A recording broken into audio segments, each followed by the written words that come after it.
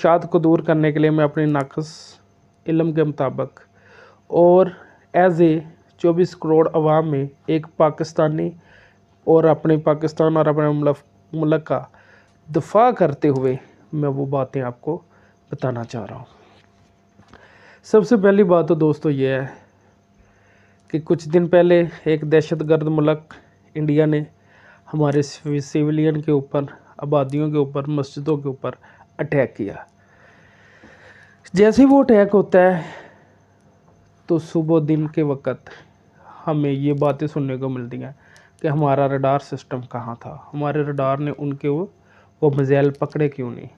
उनको डीएक्टिव क्यों नहीं किया। इस तरह के सवालात होने शुरू हो जाते हैं। मगर जो मुहब्ब वक़्त पाकिस्तानी थे उन्होंने तब भी कहा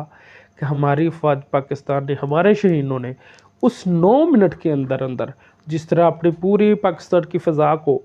दफ़ा के लिए अपने आप को एक्टिव किया और अपनी